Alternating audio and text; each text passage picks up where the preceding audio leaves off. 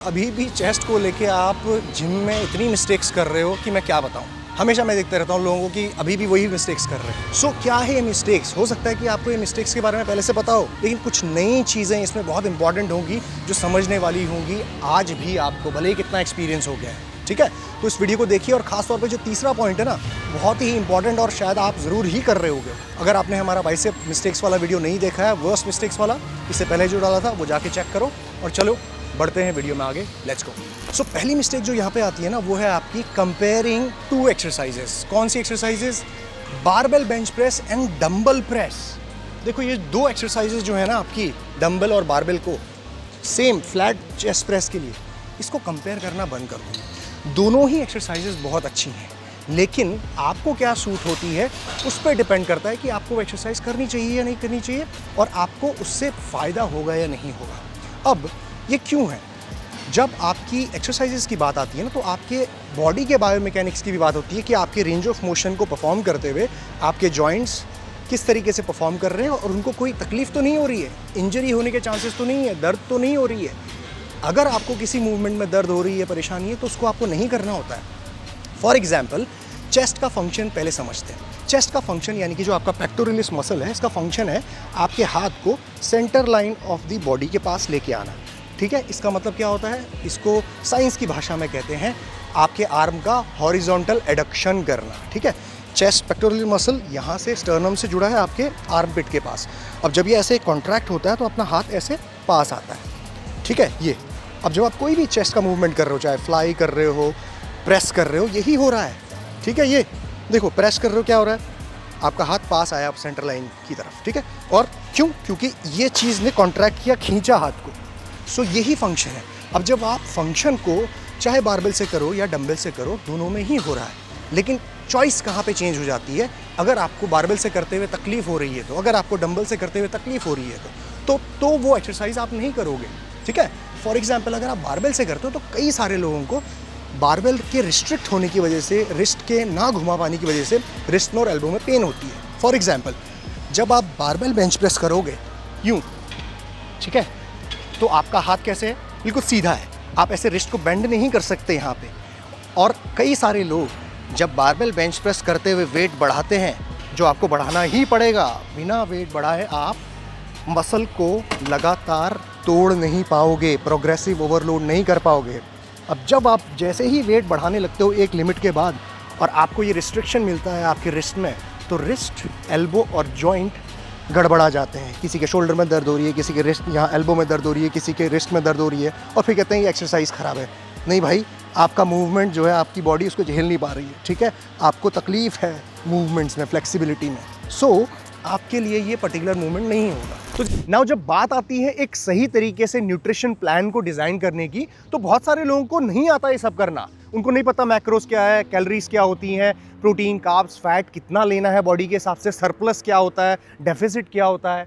क्योंकि हर इंसान की एक्टिविटी, लाइफस्टाइल, बॉडी का कैलोरीज बर्न करने का तरीका, उनकी ट्रेनिंग सब अलग अलग होती है। तो इसीलिए यहाँ पे आता है कोच, जो आपको ये बताए कि भाई आपकी बॉडी के हिसाब से आपको कैसा खाना, कितना मात्रा में खाना चाहिए, जिससे आपको बेटर रिजल्ट्स मिलेंगे। आपको ये सेक्स ड्राइव का प्रॉब्लम नहीं होगा, लिबिडो लो होने का प्रॉब्लम नहीं होगा, टेस्टोस्टेरोन लो होने का प्रॉब्लम नहीं होगा।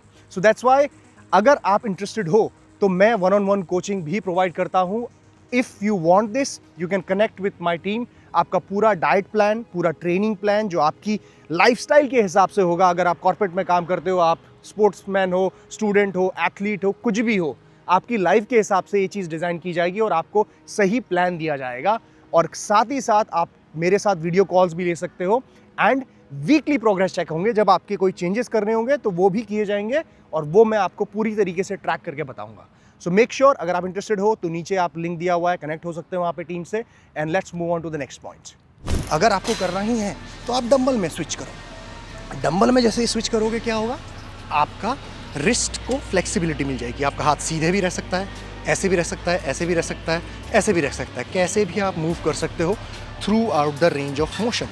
ठीक है, तो डंबल से करने में ये फ्लेक्सिबिलिटी आपको मिलती है। अब जब डंबल से कर रहे हो तो कुछ लोगों को एक और तकलीफ हो सकती है, वो है स्टेबलाइज करने की। स्टेबलाइजर मसल्स हो सकता है कि राइट लेफ्ट में गड़बड़ हो, आपका दायां हाथ सही से स्टेबलाइज कर रहा है, नीचे डंबल लेके आ रहा है, लेकिन बायां हाथ हिल रहा है। और बायां हाथ कंट्रोल में नहीं है तो कहेंगे डंबल, ये जो डंबल प्रेस है ये बेकार एक्सरसाइज है। नहीं भाई, आपके स्टेबलाइजर मसल्स ठीक से काम नहीं कर रहे हैं और हो सकता है उनकी वजह से आपके शोल्डर में इंजरी आ जाए, एल्बो में आ जाए। कई सारे लोगों को होता है। ये अभी 12 किलो का डंबल है, जैसे ही आप 42 किलो का डंबल या 45 किलो का डंबल लेने लगोगे, 40 का लेने लगोगे, तो फिर कंट्रोलिंग, स्टेबलाइज करना बहुत इंपॉर्टेंट होता है। वहाँ पे सिर्फ आपके चेस्ट के मसल का काम नहीं, बल्कि ओवरऑल बैक के मसल्स, बाकी और ट्राइसेप मसल्स, सब मसल्स इंगेज होते हैं, कोर मसल्स इंगेज होते हैं, तब जाके ये मूवमेंट स्मूथ होता है। अब आपके हाथ ऐसे ऐसे हिल रहे हैं, एक हाथ से टेढ़ा मेढ़ा नीचे जा रहा है, तो आप डंबल प्रेस नहीं लगा पाओगे। सो ये एक्सरसाइज ख़राब नहीं है, आप नहीं कर पा रहे हो उसे, ठीक है? तो समझना, ये दोनों ही एक्सरसाइजेस फंक्शन कर रही हैं आपके चेस्ट का, पेक्टोरलिस मसल का, मेजर एंड माइनर दोनों का, ठीक है? और दोनों ही को करने से आपका मसल ग्रो होता है, लेकिन आपके लिए वही सही होगी जो आप सही तरीके से, सेफ तरीके से परफॉर्म कर पा रहे हैं, है ना? तो थी ना मिस्टेक, तो अब ये मत करना, ठीक है? जो भी सही लगती है, जो भी प्रोग्रेसिव ओवरलोड करते हुए आपको बेनिफिट करती है, उसको करते रहो, धीरे धीरे वेट बढ़ाओ सेफ तरीके से। दूसरी सबसे बड़ी मिस्टेक यहाँ पे आती है doing similar movements in the same day. अब ये कहीं ना कहीं मैंने आपको पहले भी बताया है, लेकिन मैं आपको थोड़ा डिटेल में समझाता हूँ। सिमिलर मूवमेंट्स मतलब क्या? अब चेस्ट में करने आया हूँ, आपको पता है कि फ्लाई मूवमेंट करना होता है। अब आपने एक डंबल से यहाँ पे ऐसे फ्लैट बेंच में लेटे आप, और आपने ऐसा फ्लाई मूवमेंट कर लिया, इसके 3-4 सेट लगा लिए, ठीक है? और आपने सही, मज़ा भी आ गया। अब लेकिन फिर आपने कहा भाई जी नहीं भरा मेरा, अब जाके आपने केबल में जाके वहाँ पे भी केबल फ्लाई लगा लिया। ऐसा मत करो, ठीक है? आप कोई एडवांस इन्हेंस्ड बॉडी बिल्डर नहीं हो जिसकी मतलब कंपटीशन की तैयारी हो रही है, जो मतलब 5-7 वेरिएशन करेगा, ठीक है? नहीं नहीं नहीं, आपको थोड़ा सा लिमिटेड तरीके से, आप एक रेगुलर जिम गोअर हो, आम आदमी टाइप हो, जो मसल ग्रोथ करना चाहता है। हाँ, थोड़ा बहुत डाइट अच्छी होगी, लेकिन इतना ट्रेन नहीं करना होता मसल को सेम मूवमेंट्स में। अगर एक दिन की ट्रेनिंग में आप कर रहे हो तो ये थोड़ा सा गलत हो जाता है, ठीक है? सेम वेरिएशन है, जब आप फ्लाई कर रहे हो तो सेम एडक्शन हो रहा है आपके आर्म का हॉरिजॉन्टल, आपने डंबल से कर लिया, हो गया काम। सेम चीज़ अगर आप केबल से करोगे तो थोड़ा सा वेरिएशन आपको मिलेगा, डेफिनेटली रेंज ऑफ मोशन थोड़ा सा डिफरेंट लगेगा, फील डिफरेंट लगेगी, बट एक ही चीज़ हो रही है। तो ये नहीं करना होता है, ठीक है? अवॉइड करो इसको करना। रिपीट कर रहे हो हफ्ते में किसी दूसरे दिन भी, तो आप कर सकते हो। एक दिन आपने डंबल से ले लिया फ्लाई, दूसरे दिन आपने केबल से ले लिया फ्लाई। ये होती है स्मार्ट ट्रेनिंग, ठीक है? ऑप्टिमल लेवल पे ट्रेनिंग। काम तो हो रहा है उससे भी, लेकिन बेहतर काम हो रहा है या नहीं, ये डाउटफुल है। इसी तरीके से आपने सेम डे की ट्रेनिंग में 2 मूवमेंट ऐसे कर दिए जो सेम है, यानी कि फ्लैट बेंच में आपने बारबेल से भी प्रेसेस लगा दिए, फिर उसी फ्लैट बेंच में आप डंबल से भी प्रेसेस लगा रहे हो। ये पहले भी बताया मैंने, ठीक है? तो ये मत करो। अगर आपको ऐसा करना ही है, प्रेस मूवमेंट करना ही है, तो भाई एंगल तो चेंज कर लो।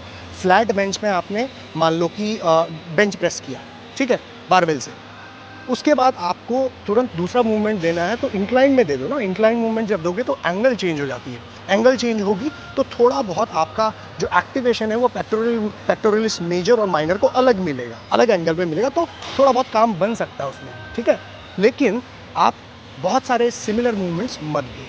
अगर देने ही हैं तो दूसरे दिन दो। रिपीट कर रहे हो अगर आप चेस्ट को दूसरे दिन, तब करो, ठीक है? तो don't do similar movements in the same day. अपने वर्कआउट में 3 से 4 वेरिएशंस भी दोगे चेस्ट में तो वो इनफ ही होगा। 5 भी दे सकते हो, लेकिन कोशिश करो कि अलग अलग एंगल्स में हो, ठीक है? तीसरी और सबसे ज़्यादा करने वाली मिस्टेक जो है वो है ज़्यादा से ज़्यादा वेरिएशंस करना। जब हम नए नए जिम ज्वाइन करते हैं ना, तो हमको लगता है कि बहुत एक्सरसाइजेस करेंगे तो ज़्यादा मसल हिट होगा, फटाफट ग्रो होगा। नहीं नहीं ब्रो, ऐसा नहीं करना होता है। और कोई अगर लड़की भी देख रही है तो same thing applies to her as well.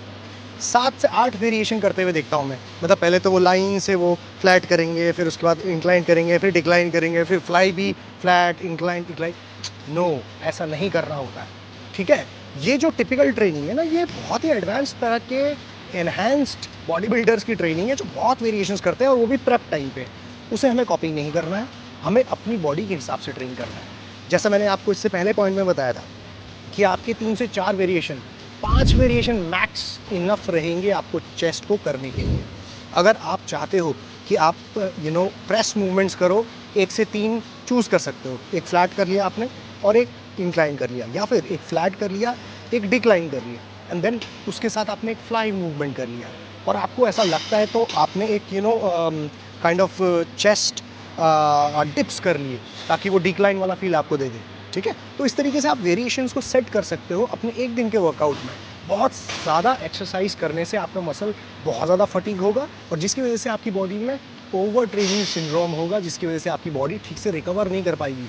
रात को नींद नहीं आएगी ठीक से, आप बीच बीच में उठोगे और रात को नींद नहीं आएगी तो आपकी बॉडी रिकवर नहीं कर पाएगी, क्योंकि रात को ही स्लीप से ही हमारी बॉडी सबसे ज़्यादा रिकवर करती है। ठीक है, so sleep is very important, और जो आपकी स्लीप को ये ओवर ट्रेनिंग खराब करेगी, तो ये नहीं करना होता है। तो आज से फिक्स करो अपनी ट्रेनिंग के वेरिएशंस को, स्पेसिफिकली चेस्ट में या फिर किसी भी मसल ग्रुप में, एंड देन आप देखोगे कि आपका मसल ऑप्टिमल लेवल पे ग्रो हो रहा है। जितनी कैपेसिटी होती है उतना ही ट्रेनिंग करना है, उससे ज़्यादा करेंगे तो ज़्यादा नहीं मिलेगा। हम जितना एक्वायर किया हुआ है, जितना गेन किया हुआ है, वो भी चला जाएगा। सो गाइस, ये थी सारी मिस्टेक्स अबाउट द चेस्ट, और ये 2025 में भाई लोगों अब मत करना। अगर आप नहीं कर रहे थे इन मिस्टेक्स को तो गुड जॉब, आपने मेरे पुराने वीडियो शायद देखे होंगे, और अगर आप अभी भी कर रहे हो तो भाई स्टॉप कर देना। Thank you very much, I will see you soon in the next video, bye bye.